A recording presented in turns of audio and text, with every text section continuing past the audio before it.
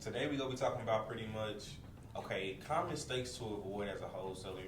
You know, if you're getting in the game, in this wholesaling game, it's a few things we just want to talk about and a few things we see on just mistakes that you can avoid to get to the next level.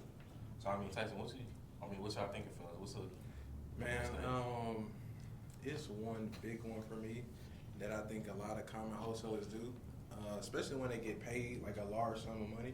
Not the ones that get like the 5K checks, but these are the ones that get like on their first deal like 50K, 30K. They have enough capital to do it. I think they scale really too fast.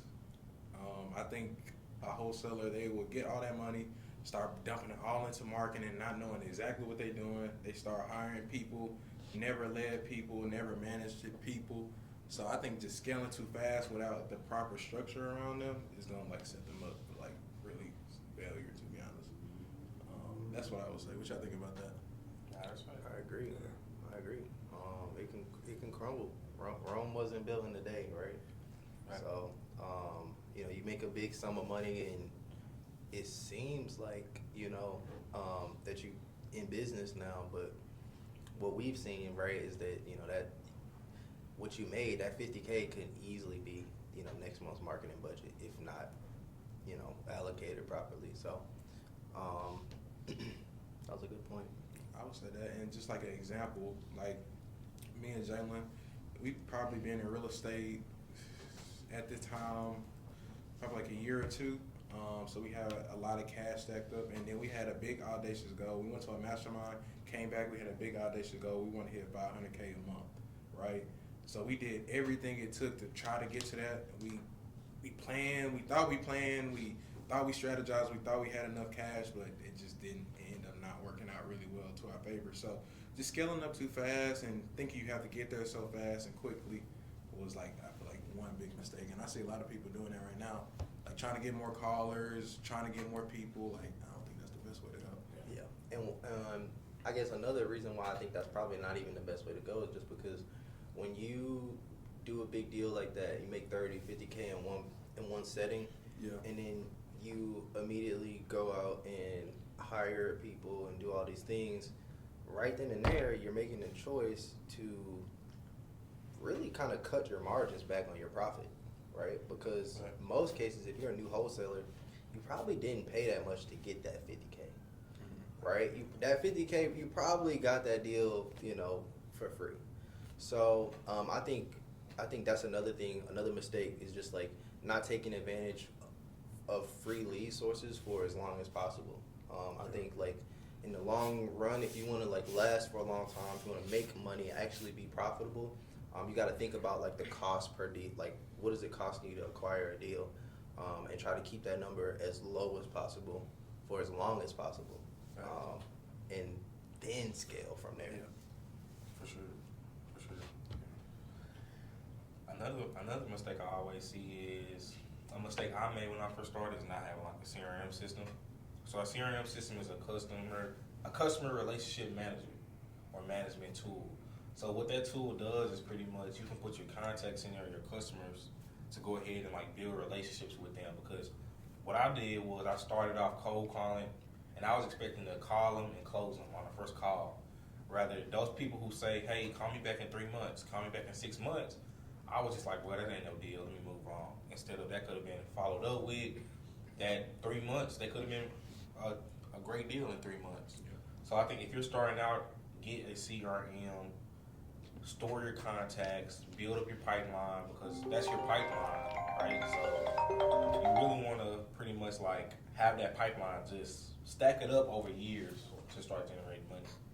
So yeah, that's what I would say. Just have a CRM. What would you say is something like 2 or 3 CRMs they can go out there and get, like that's free or really cheap? Airtable? Airtable's free up to 5 members, and you can share the base with anybody. And it's extremely customizable. You can, you can really customize it to how you want. You can upload files. It's very integratable. It's a phenomenal tool. For sure. What would you say? I like starting out probably Podio.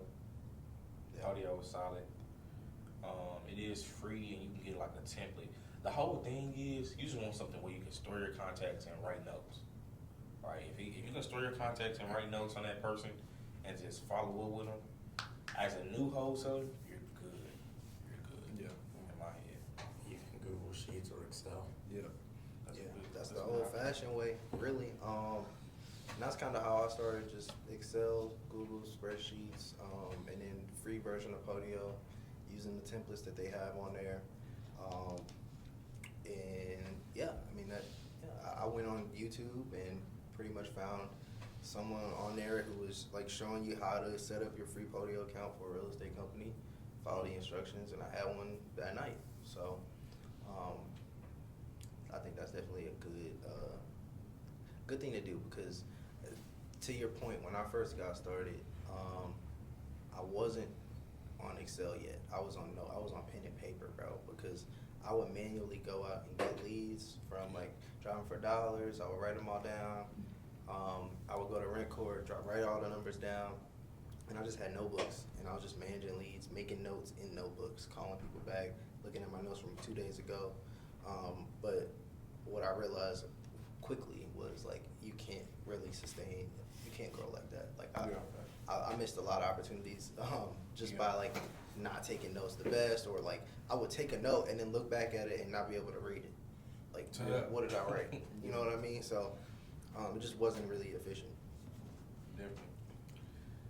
I would say the next thing I'm just thinking about is probably not getting a mentor quick enough.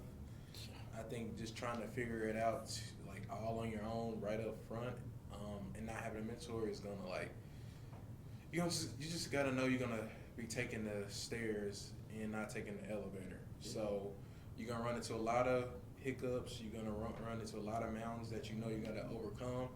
But if you get that mentor, you're able to like just go up the escalator, learn from their mistakes, learn from everything that they got from the business. So not getting a mentor fast enough, I would say, is why I see a lot of people kind of take that slower road or fail ultimately, because they may spend the money they do get and allocate it to the wrong things, right? Or that's what I would say. So how did you know that you needed to find a mentor? So it's crazy. So for me, I always had a mentor, right? So I knew up front, because I was 18, right? Getting into the business, I knew up front, like, I don't know what I'm doing. So I got to learn from somebody. So I always had a mentor. Plus, for me, I worked for a company as well that kind of guided my steps to where we are right now. Solid. Yeah. But, Jay, I know you got a few mentors. Yeah, I mean, what was the question again? Like, how did you know to get a mentor? Like, you know what I mean? Like, how did you know that was the right step for you? Yeah, so the person who got me in it was like my mentor. So I didn't know about real estate until he pretty much told me about it. So I didn't know nothing about had it. a mentor. Yeah, so from the jump, he really just was the mentor. And luckily enough, I got a good mentor that actually, I know we talked about it a little bit on the last show or the last episode, but I had a very good mentor who actually cared and held my hand. So you got to find you a good mentor, because like the bad ones, There's a lot. yeah, you got to find you a good mentor. Again, somebody just willing to help. That's gonna go the extra mile, answer your calls, right? Answer your text messages, and just be of assistance. But the thing is, I think another mistake wholesalers make is they try to hit somebody up on Instagram that's doing good and just expect a text back. You have to add some type of value, which we talked about, like add value to a mentor. Because again, if you're just thinking, well, I need a mentor, they told me to get a mentor, let me just DM all these people. Like, be prepared to spend something, whether that's time, whether that's money, whether that's energy. Like, be prepared to spend something. Yeah. You're not gonna get it just easily. Yeah. So I agree with that. It's crazy. One of the things that kind of attracted me to my first mentor was a family member. It was a referral. So my first thing is like, you should tell everybody who you are, what you do, and where you're what you're trying to do. Right? If your goal is to be a real estate investor, everybody that knows you should know that about you. Because if they don't, then you can potentially miss an opportunity just by them not knowing that that's what you do. So once I decided this was the path I wanted to take, I told everybody. And by doing that, that led me to a mentor. Now, even when I met that mentor, it was crazy. Another reason why I liked him was because he didn't need me, right? He was so successful in real estate that whether or not I learned from him would not make no difference in his life, right? And I think that it's a lot of mentors out here that need their students, right? And if you feel like your mentor needs you, then that's a red flag. That's a problem, because that means that he's probably making more money selling courses than actually actually doing deals. So that was one of the biggest things for me, is like my mentor showed me receipts day one, and I was like, I felt like I needed him, and it made sense, right? So I would tell anybody new that. Nah, facts. That's a great point, because a lot of people say, hey, I'm doing deals, but their whole thing is just selling product. Yeah. Right? So make sure they're doing a business. So you think them receipts, you think they should ask for receipts? Yeah, I think like anybody that's doing business should have them, right? Yeah. It shouldn't be a problem when people ask for it, especially if you like are bold enough to say you want to go out here and teach. Then you got to be able to show what you've done, right? Nah, facts. So yeah, I think that's really important, and it's crazy because I was so young when I was getting into it and meeting my mentor that I could have easily been taken advantage of. Like, he didn't have to show me that to like get me to sign up, but it was just like that was a part. He was an experienced dude. He understood like the value that he brought, and he kind of laid it all out there for me so I can learn it. And yeah, I think anybody that's getting into business, you got to vet your mentor. Yeah. You got to vet them. You got to make sure that they are people that you actually aspire to be, right? I won't follow anyone that I don't want to be like. Definitely. How many well, this is a good topic. How many deals do a mentor got to do to be considered qualified? For me, it just depends on exactly what you're teaching. Because I feel like a lot of mentors, they may be teaching like how to get one deal a year or how to get a deal in real estate part-time. So it just depends on what you're teaching. But nowadays, I think people be trying to teach people how to scale their business to like 6 figures per month. So I'm just going to answer it on that. I think you got to do at least probably like 100 deals, 100 plus deals, in my opinion. Yeah. At least like 1-2 years of like consistent, or not even consistent, but like hitting that mark on average, 6 figures per month probably. Yeah. For sure. I would say, I agree. I feel like if you're teaching anybody, yeah, I think it just depends. Depending on what you teach, because if you're teaching how to scale up to 6 figures a month, you gotta be doing that. But if you're just teaching how to get a deal, then if you got a deal, you qualify. Yeah. I would say so. Yeah. I think if you're really trying to teach something, you got to be able to present numbers, right? I mean, that's what makes the biggest difference. Is actually showing that you have a track record. If you can show that you have a track record of what it is that you're talking about, it creates credibility. But if you can't show that, how am I supposed to take you seriously? Yeah. For sure. Yeah. And that's in 6 months. Yeah. And I think like track record is crazy because I think I agree with that because I was just looking something up. I was thinking about like because you said track record, and track record just means something that you are tracking over a period of time, right? And when you're in college, how do you know if like a professor is like a good professor, or the good ones versus the bad ones? And a lot of times the good ones have tenure. And tenure is just typically like it means that they've been around, they've been doing something for a certain amount of time, that the university has placed a specific title over them. So your best professors are doctors. They have tenure. They've been doing this for such a long period of time. They might have published work based off of what it is that they're teaching, and that's how you determine like the validity of what somebody is claiming. So I think even for us, right? How do people trust us? Well, you have to, like Darian just showed us, right? You got to be able to show your track record. What have you done, and what given period of time have you done this in? And then yeah, I think you trust your judgment, right? Like, also, with like intuition, like you got to be able to like tell if someone is genuine. There are things that sometimes like the data isn't just gonna be able to tell you, right? Does this person actually do I care about my success, right? Yeah. Am I just like another check for this person, right? So I would consider those factors as well. For sure. What if they doing a lot of deals, but they like really don't have a lot of money like that? Like meaning like they're just not profitable, but they getting deals and they have like a track record. Like, is that something you can't really? You can always learn something from somebody. Yeah. That's what I'll say. Like, I don't think you have to take everything. Like, I wouldn't take everything. I wouldn't manage my money. I wouldn't go to you to go teach me how to manage my money. Mhm. But if you know how to make a lot of it, then I can go to you to learn how to make it because I want to learn that skill. For sure. But if this next guy teaches how to manage money and he has a track record of managing a lot of money very well, Yeah. I'll go learn that skill from him. So I think, yeah, you got to choose who you want, and like you got to be very decisive about who you choose to extract information from, and you can't take everything from everybody. Nah, I agree. fact. Neil and Darren, what y'all think is a big mistake wholesalers make? I have to get one.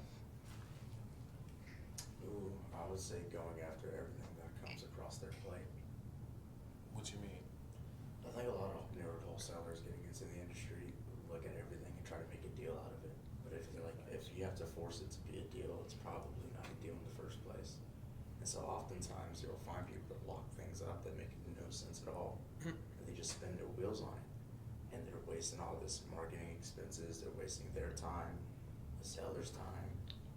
So I think really focusing in, or placing your focus on something that's actually gonna be profitable is gonna be your best bet. But if you look at every single thing as a deal and it's not, you're shooting yourself short. I agree 100% with that. Just because I just remember starting in real estate and I'm on Zillow looking at listed houses and I would see a house estimate $100,000 and they want 80 grand. I'm thinking like, dang, this may be something. So I start working it extra hard. I start hitting up my mentors, start pitching it to buyers, and it's like it's not even nothing, right? So I agree with that 100%. Like, you can't chase opportunities or you can't make deals that's not deals. That's just 100 for sure. Okay. I think, and I might even argue this is probably the biggest new wholesaler method. Like, not say method. This is the new wholesaler like mistake. Is I think it's like not taking massive action. I think like I've seen people. It's funny. Like there was a trend on TikTok where people were talking about like giving wholesale real estate a try. Right? There was a person who was like, I'm gonna try wholesale real estate for, I forgot what he said, like 14 days or 30 days, some trivial amount of time, and he didn't get any fruits from it. And immediately after, you know, he was talking about in the video, he's like, yeah, I pretty much gave up on it. It didn't work. Like he was pretty much like saying it didn't work. And I think that there are a lot of people that get into the business just from hearing videos like this. They want to try it. Everything about it is just, you know, so sexy about real estate. They want to get into it, but they don't really know what it actually takes to be successful. And I myself was a victim of this when I first got started, because it's like I was going nowhere fast, bro.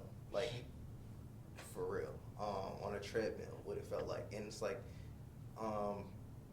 just not focusing on high dollar, like high income producing tasks. Like I think, like I spent a lot of time thinking about like an LLC and like an operating agreement and like corporate structures and like while all that is very important and you should know it, right, in your path, in your journey, I just don't think like you should spend too much time up front focusing on that, and letting that stop you from taking action, because that has stopped me from taking action before. Like, oh, I'm not gonna call this list because I don't have LLC, or like I would really make excuses like that for myself and think that my like me coming up short and not getting deals was just like somebody else's fault. You know what I mean? I was blaming that on like the industry, blaming that on leads, when it's like, no, bro, you not making enough calls. Like, you need to be calling from 9 a.m. to, like, when I met Tyson, bro, I realized, like, oh, it's not that I didn't know, it's just that I wasn't doing enough, right? Like, I realized, okay, this is, like, you have to do this much more. It's like, it's almost like, you know, if I took a kid who said, when I grow up, I want to be in the NBA, right? And you ask the little kid, hey, well, do you practice every single day? And they're like, nah, I don't. But you take that same kid and you take him to a gym with NBA players, and you're like, hey, go work out with them. That NBA kid will very quickly realize that they're not on that same level. They're not putting in the same work to get those same results. Right. So I think that's kind of what, like, my biggest mistake that I made. And if I was working harder when I first got started, or if I even knew what that looked like what that actually looked like, I would have been a lot more successful sooner. That's a great point. Because I always say, like, people want to do real estate, but they don't really know what real estate is. Like, they see the money, but they don't understand the work, the time, the hardships, like, the ups and downs. When it comes to wholesaling and investment, like, it's ups and downs, like, it's a lot to it that people really just don't know about. So if you get into real estate, just know, like, it's not sexy. You probably don't want to do it for real just because you watch the video. Like, if you're not going to put your all into it and commit, it's not for you. It's not for you, to be honest. I agree. Mm-hmm. And then to Neil's point as well, just kind of piggybacking off of what he said, is like, the biggest mistake at the end of the day a wholesaler can make or a newbie can make is being scared to make mistakes. Yeah. I think that's the kind of what Neil's saying, like, action. If you're scared to make a mistake, you're never gonna shoot the ball. You're never gonna try to put a shot up because, like, I don't want to miss. I'm so scared to miss. So just being okay with probably throwing out the wrong offer. Being okay with probably spending a lot of time on people. Being okay with that and understanding. Your first 60, 90 days, you're going to make a lot of mistakes. You're going to make a lot of mistakes. Be okay with it, embrace it, and just fail forward, right? Fail forward instead of just being stagnant. You have to fail forward. Failure is a good thing. Failure is a great thing, but a lot of people are scared of it. They never want to fail. But in order to learn, you have to experience it. You have to do it, put your hands on it. But if you never want to do that, you never go learn. It's going to be theory. Hey, I heard a YouTube podcast, so now I think this is what it is. But nah, that's theory versus actual knowledge, right? I think it's 3 levels of learning. Theory, knowledge, and then mistakes. So theory, knowledge, and then mistakes. That's what I think. That's the 3 levels of learning. The best level is when you're making the mistakes. So that's what I would say.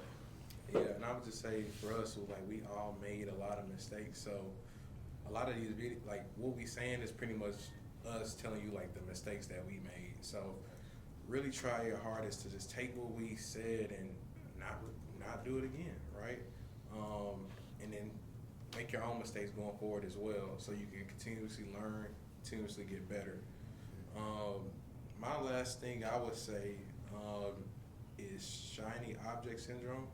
I feel like nowadays it's 16 different marketing channels you can do. You can do PPC, PPL, cold calling, text, all these other things, AI, robot, this, that, and the other. You can do whatever. But I feel like starting out, you should just pick one, learn it really well, keep it simple, and, like, truly try to master that. Like, get better than everybody else at that marketing channel and go all in. Like, it's going to be a lot of people saying, like, hey, you can get on this new texting platform and you get deals in 30 days and I have this and that type of testimonial. Just don't fall for that. Like, we really fell for, like, all those mistakes. We signed up for text messaging, didn't work out for us. We did PPC, we did all that. You just keep it simple. Just focus on one of them and to get good. And then once you have enough budget and stuff like that, move on to your next one. So that's what I would say. 100%. 100%. And to piggyback off But what you were saying, Jalen, is like you do have to fail forward. Yeah. Like when I got into this industry, I didn't have a coach or a mentor over. I went to the school of hard knocks, man. Yeah. And that's how I learned some of my best lessons. You know, so it really does fine tune you, and it gets you better at what you're doing, and it also makes you feel a lot more confident as well. So you do got to fail forward, and realistically, you only fail if you quit. Yeah. Yeah. That's great advice. I would say, and that's to that point right there. I knew that real estate was for me when I really sat down and thought about it, and I was like, this is the question I asked myself. How long would I be willing to work at this business and not see any results? And in reality, at the time, when I was asking myself that at like 18 years old, I was thinking like, I could do this business and fail at it for 10 years straight, and I would still be 28 years old. And most people like don't get serious about life until they about 28 anyway. So I was just thinking like, okay, I got a lot of time to fail, right? And in that failure, like, there's no way I can do, like, even if I just didn't get a deal, but I worked hard at it every single year for 10 years straight. Even if I came up short, I still learned so much about like all those other deals that I was pursuing. So for me, it was just like, okay, it was a no-brainer, because I'm like, okay, I'm willing to really make the sacrifices for this. Like, I'll go as long as it takes, and if I don't get anything, I'm okay with that. It's just not my time. For sure. And that's a great perspective. Like, ask yourself, can you go 10 years without making a dime? If the answer is yes, do it. If the answer is no, probably don't do it. Because you knew, Neil, in your heart of hearts, like, realistically, I'm going to make some money in 10 years. Yeah. It's like, I think your perspective was, like, it just helped you, your perspective. It's like, even if I don't, though, like, I know I'm gonna do something, but even if I don't, could I still come out on top? Yes. And I'm like, yeah, okay, it makes sense. Nah, facts. And that's why, if you young, I say, young, no kids, you still living at your parents' house, it's the best time to get into real estate, Facts. anything, any profession, or anything where you gonna be an entrepreneur, because you don't have all the responsibilities. So that's when you need to lock in. If you young, like, if you really under 30, I think that's super, super young, because like you said, a lot of people don't figure what they doing out until they go to college for 8 years and they ain't even in the field that they doing. Yeah. So if you young, lock in. This is the time. The time is now. A lot of people wait too long and they got kids, and it's like, dang, I should have started. Instead of, you already in your career, you're already doing it. You already know that's what you want to do. You already failed a lot, and you gonna keep failing, but you know what you want to do. You know your lane. You experienced it. So do not be scared. We all started pretty young at this table, and I think that helped us a lot. Like, if I was to start at 30, I got a kid right now. If I had like 3, a whole big family, bro, like what I went through, I don't know if I would be able to handle it. So, All right, that's it for today's episode. Thank you, everybody, for joining. Neil, Tyson, Jalen. Darian. we appreciate you guys. Please, if you need to reach out to any of us for help on any deals, reach out to us. We're here to help. Grapevine Capital. Yeah, I know.